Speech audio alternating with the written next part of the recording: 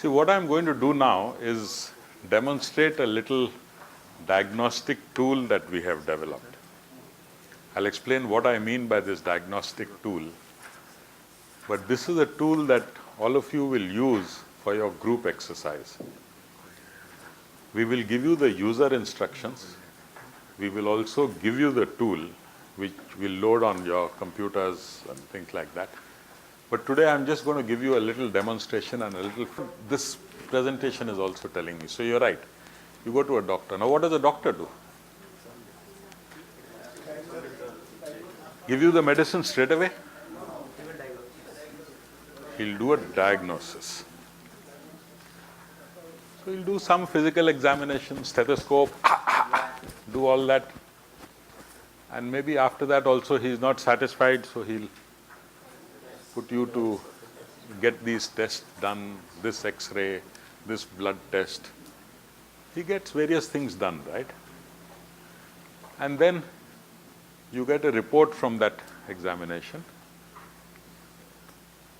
Based on that, you go back to the doctor and he does a diagnosis, right? So there is a process behind the diagnosis. And it is based on that diagnosis that he prescribes medicines. So there is a systematic approach to prescribing medicines. And well, you feel good after that. Now, what is the kind of laboratory examination report? Does this look sort of familiar?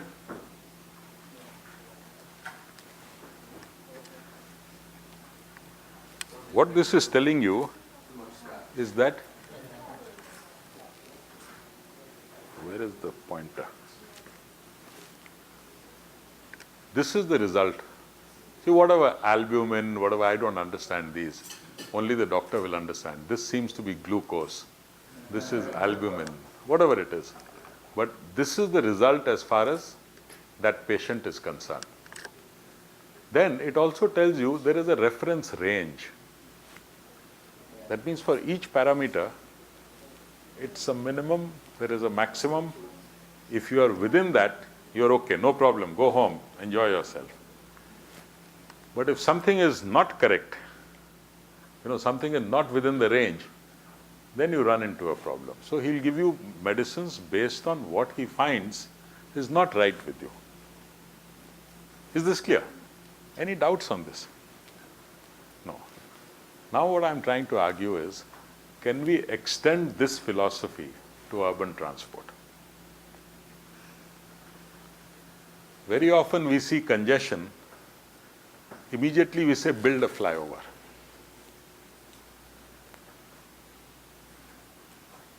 You have a lot of accidents, so you say start training our people on how to prevent accidents, or start training our drivers on how to drive safely. But have we done an analysis of why we are having congestion? Congestion need not mean that it is just because we have too many cars. It could also mean that our road space is not enough. It could also mean that our roads are potholed and in bad condition, so vehicles are moving slowly. It could mean because of poor design of the infrastructure. It need not be only because you have too many cars. So what I'm trying to argue through this is that should we also do a similar diagnosis before finding out what is wrong with our transport system and then try to find remedies to that system? Okay? This is the objective of really this diagnostic tool. So these are the results that I showed you, and this is the reference range based on which the doctor is able to find out where he is okay, where he is not okay. Now, this patient seems healthy. He doesn't have too much of a problem.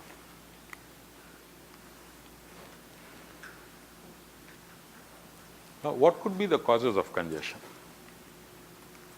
It could be because you have too many vehicles. It could be because inadequate road space. It could be because there's some problem with our traffic management. It could be a number of reasons. Similarly, the other problem is safety. Again, it could be there are too many vehicles. poor maintenance of vehicles. Very often poorly maintained vehicles cause accidents.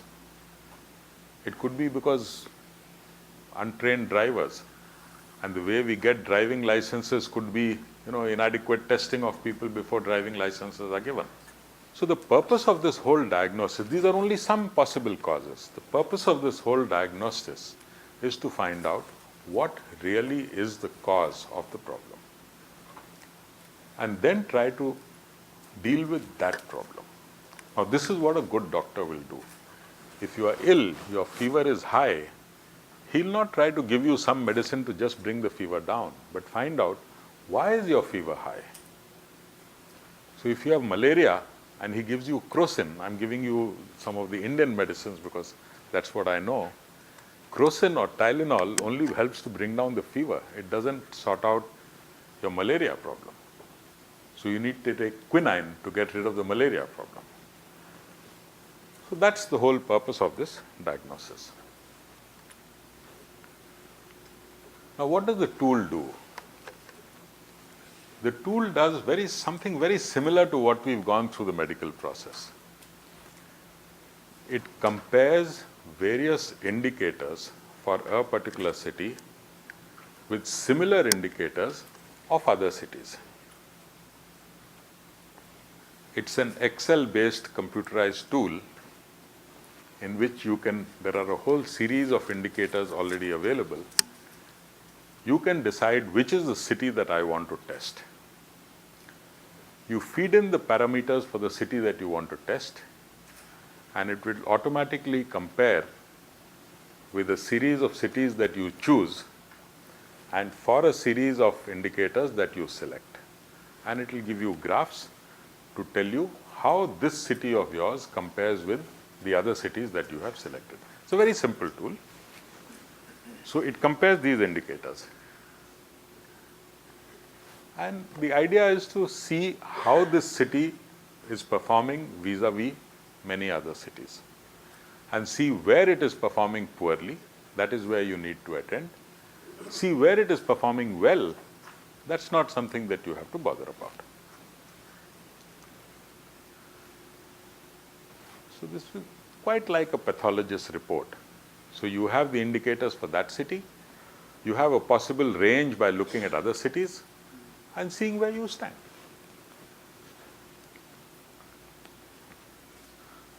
Okay? Any questions so far? Good. If there were questions, then there was something wrong with me. I have questions, but I didn't know better. Huh? Okay. Okay. Okay. Sorry? No.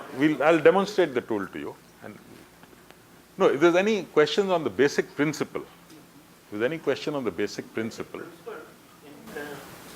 the case of medical doctor's report, they have taken the indicator for normal human beings and then arrived at the normal rate, and then they are comparing the person to arrive at the condition whether he is ill or not. But here we are comparing, there is no such thing as a normal city. Every city will have some problem. So, whether to compare another bad city with the city. No, you choose. You see, what happens is, as far as the human body is concerned, there are millions and millions of tests that have been carried out. And medical science, through their own associations, through their own various networking arrangements, have arrived at what is a possible normal range. Right? In urban transport, unfortunately, we have not done that. And getting data on urban transport, for anyone who has tried to collect data on urban transport, even for his city, it has been a nightmare. I tried doing this for quite some time from the Ministry of Urban Development in India, and it was impossible. Because this data is not available even within a city at one place.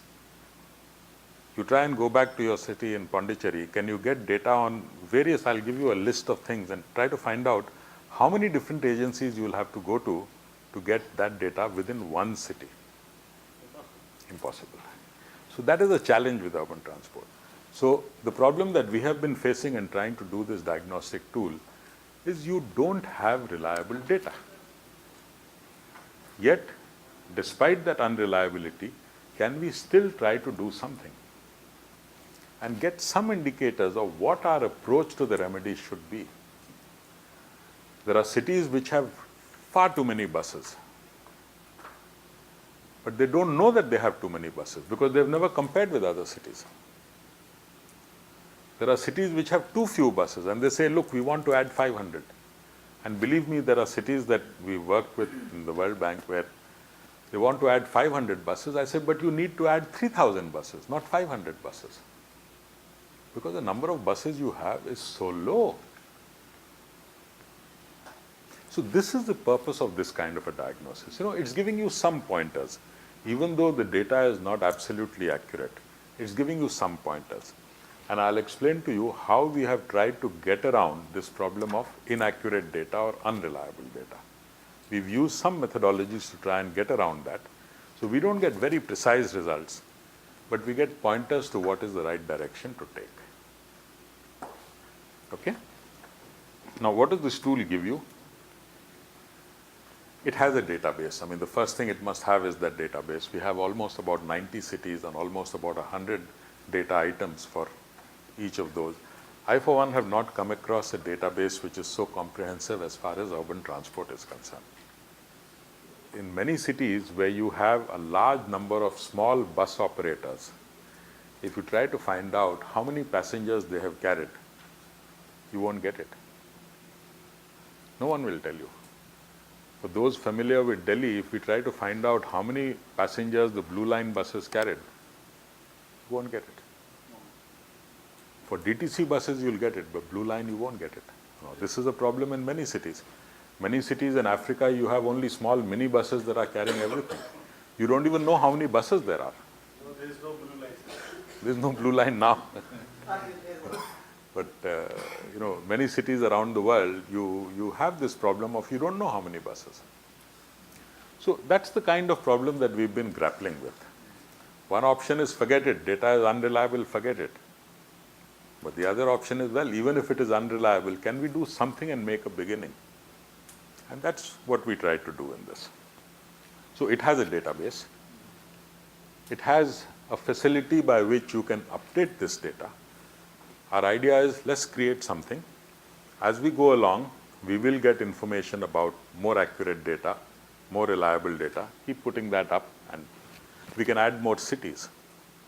You want to test for a particular city. That city is not available in our database. It's a new city. You can add this. So it has a facility for adding cities and updating the existing data. You can choose which cities you want to compare with. So you want to compare Seoul. You don't want to compare Seoul with some small city with 500,000 population. Or you want to compare Cairo. You'll want to compare Cairo with cities of similar size, similar income. So it gives you the facility as the user to choose the category of cities that you want to compare with. Or you can even manually select and say, I want to compare with this and this and this and this and this. So that choice is with you. The other thing it does is, so as I said, it's a manual selection, or you can put, filter criteria. So I want to compare with all cities which have more than 5 million people and less than 20 million people. If you want to compare, say, Kampala, you may want to say that I want to compare with all cities with a population of more than 500,000 and less than 5 million. You choose. If I was to compare Bangalore, Bangalore is about 6 or 7 million now. So there's no point of comparing Bangalore with a 1 million population or a 20 million population. You can limit your range. You can do the same thing with income. You don't want to compare, Kampala with some high income country. So it gives you the facility to choose what kind of cities you want to compare with. Similarly, it also lets you choose which indicators you want to compare. Do you want to compare safety record? Do you want to compare public transport share? Do you want to compare road lengths? This gives you a whole, what is the length of mass transit in the city? What is the public transport ridership in the city? It gives you a whole lot of indicators, and you can decide which ones you want to choose. And finally, it allows you to get graphs showing the results. All this is automated. So you first choose which city you want as your test city. If that is not available, you feed in the data for that test city. You make a selection of which other cities you want to compare with. You make a selection of which indicators you want to choose for this comparison. And finally, ask it to give you the results. It gives you the results in the form of a whole lot of graphs. Okay? When I demonstrate, it will get a little clearer.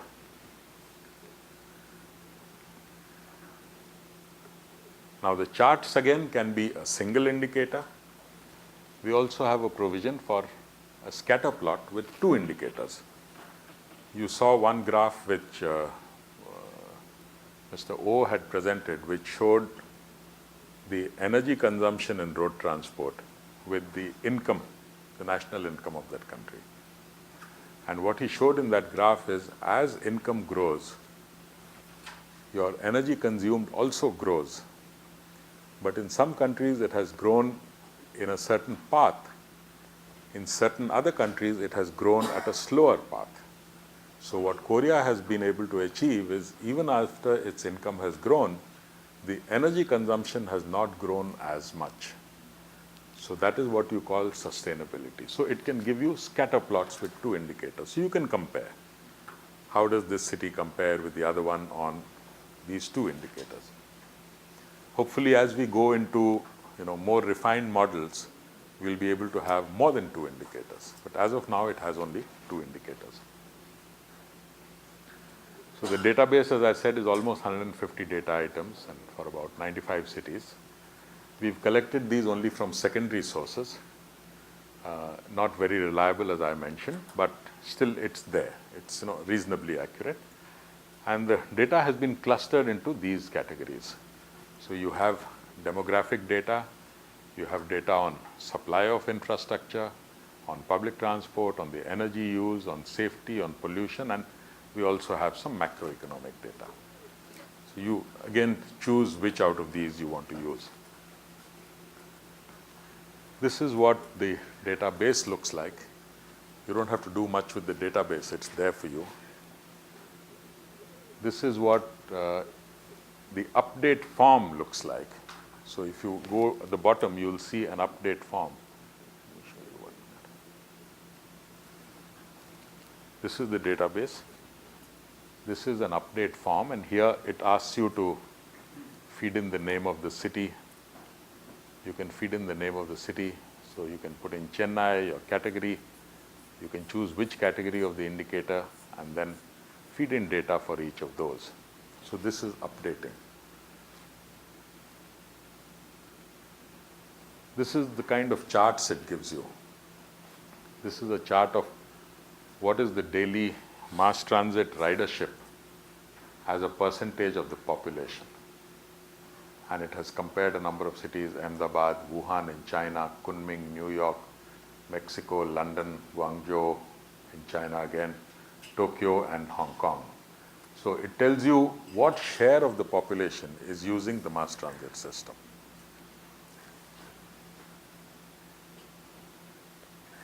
This is an example of a scatter plot which shows for different cities what are the total registered motor vehicles vis-a-vis the income level of that city. So typically when income goes up, the vehicle ownership also goes up. That's what you would expect, and that's what you really see here. But you'll find cities like London have relatively lower vehicle ownership despite higher income compared to cities like Tokyo. So Tokyo is also known for high ownership, but not high usage. That's the unique policy that cities in Japan have been able to manage, that we don't discourage ownership of vehicles, but we would discourage the use of vehicles. In fact, the same thing has been adopted in the Indian urban transport policy. It does not discourage ownership of vehicles, but it tends to discourage use of vehicles. So it's the different instruments that you use for managing your travel demand. If you have high fuel tax, it means you are discouraging use. If you have high vehicle registration tax, it means you are discouraging ownership. So that's how you distinguish between these two policies. Now, the problem that, as I mentioned, is when we looked at this data and we found that a lot of it is not very accurate. But how do we get around this lack of accuracy? So we said, if a vehicle has 800 buses, or a city has 800 buses, and another city has 1600 buses, let's not say that 1600 is double of 800, because we don't know if 1600 is very reliable. We don't know if 800 is very reliable. So we said, let's not say that city A has twice the number of buses as city B, but let's say that city A has more buses than city B. That's also quite not reliable, because now in India, what I understand is we have data of the registration details, but True, not true, on the true. present But condition of it's a common problem across all cities, right? Since that's a common problem across all cities, you can take that as it will nullify. So one city has more buses than another city. And if you're comparing 40 cities, what you can do is divide these 40 cities into, say, different clusters. The top cluster is the top 20%. So first 8 cities, then next 8 cities, next 8 cities. Let's say we divide them into 5 clusters. That's what we've done here. And then you say city A falls in the top cluster. City B falls in the bottom cluster. City C falls somewhere in the middle. So you can say that in city B, which is in the bottom, you need to improve the public transport. In city A, your public transport is already high, so you don't have to do much about public transport. That's the way you get sort of directions. And when you play around with this, you'll find some very interesting results. There are cities where the average trip length is not very high. It comes in the low trip length category. But the travel time is very high. So something wrong there. If your trip length is high, but your travel time is, if your trip length is low and your travel time is high, there's something wrong. What could it be? Congestion, traffic management, poor design of infrastructure.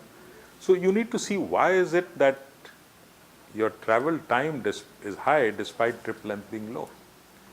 You have cases where very high public transport ridership. When you do these city exercises, you will see that. Public transport ridership is extremely high. If you take the metro, per kilometer of metro, the ridership per kilometer of metro is extremely high. Yet your total public transport share is low.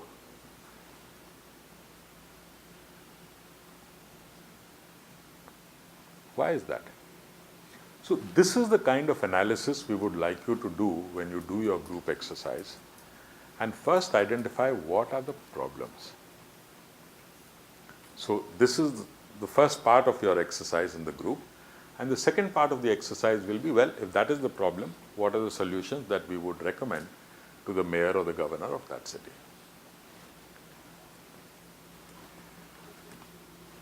Let me do a quick demonstration of this tool.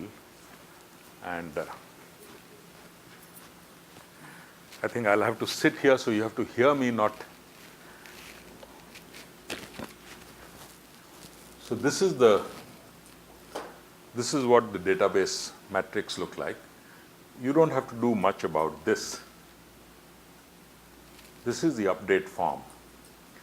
So here what you can do is, you can say Sao Paulo. What it is showing is Sao Paulo. This is the category. If you can choose any of these data items, and if you find that you have updated data on something, just feed in that updated data. You can choose this and change it to whatever number you feel is the right thing. Now, what is particularly relevant in your case is this reports. So let's say you go to reports. In the reports, you want to check Cairo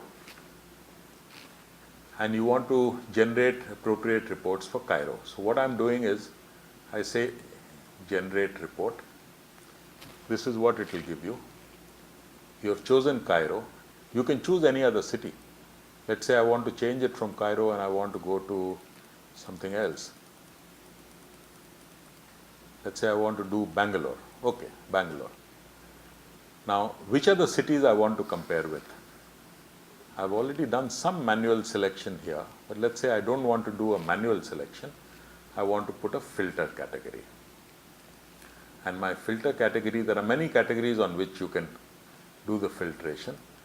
I'll make it a little easy and I'll say I want to do it on the population. So I want to compare with cities of similar population. And what is the range? I want to take cities which have a population of more than, let's say, 2 million,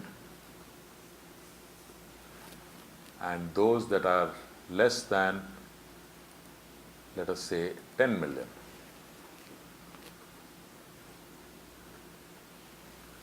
Okay.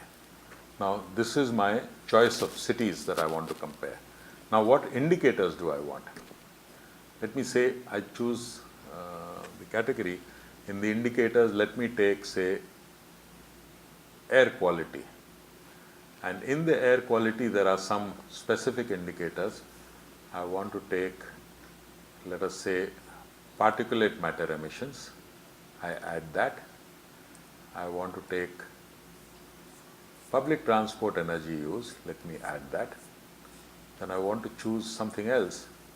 Let me say mass transit supply, or let me say supply of vehicles and road.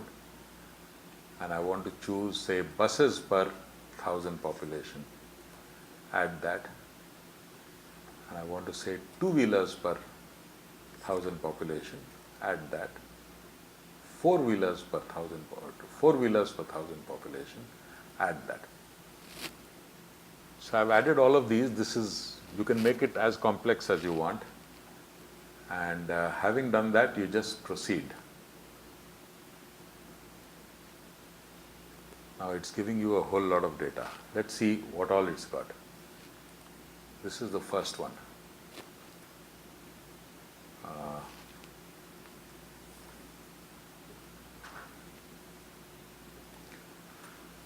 Now this is what you have. This is Bangalore. This is where Bangalore stands in terms of particulate matter emissions per million population. It is less than Cairo, less than Ahmedabad, but more than Guangzhou, more than Barcelona, more than Ahmedabad, more than Tokyo, more than Mexico. This is for particulate matter. The second report is telling you about public transport energy use.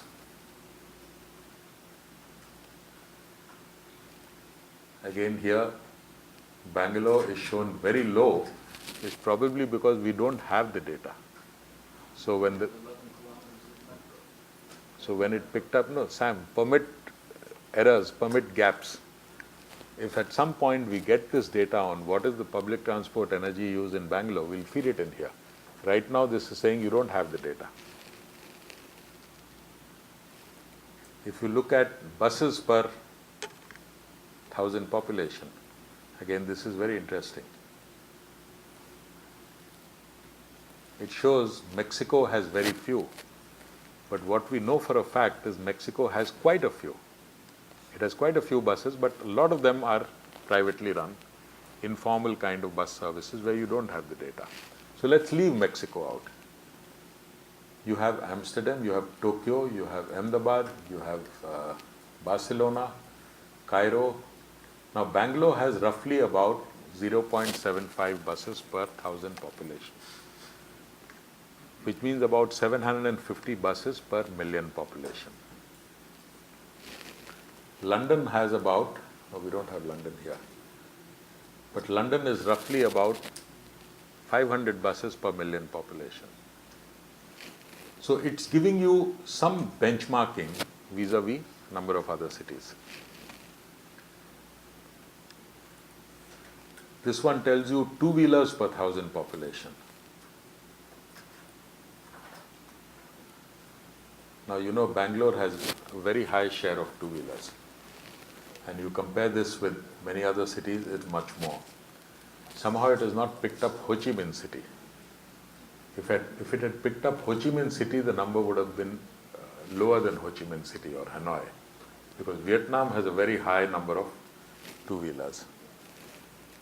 If you go to the next one, it tells you the four-wheelers. Now on four-wheelers, it's much less. So the share of two-wheelers in Bangalore is much higher than the share of four-wheelers, which is not the same as in many other cities around the world. So the idea is that it's a tool that you can use to play around. So when you get into your group exercises, spend some time in playing around with it. I've just chosen a few samples. You can choose a much wider sample, but try to compare the city that you are looking at with others and try to find out, try to do some kind of a diagnosis. What is the problem there? Now, the one interesting thing which it gave was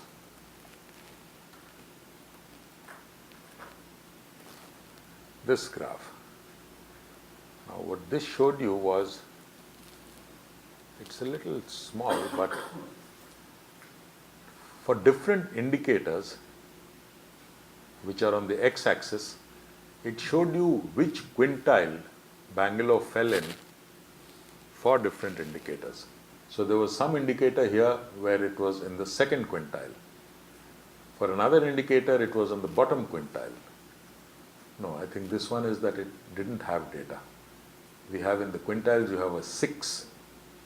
The 6 means that data was not available. Then some other indicator, this is the, I can't read that. Buses, okay, buses per 1,000 population, it was in the second quintile. In two-wheelers per 1,000 population, it was in the first quintile. And in four-wheelers per 1,000 population, it was in the fourth quintile. So it's telling you where it stands vis-a-vis different indicators when you compare with cities around the world or whatever cities you have chosen. And this would give you some indication of what should be the remedial measures. Now, I'll not tell you what should be the remedial measures for Bangalore here, because Bangalore is one of the cities you'll be doing as a group, and try to think across about it in the group, and let's think of how you can derive possible remedies from the data and through this diagnosis. Okay? Any questions on this?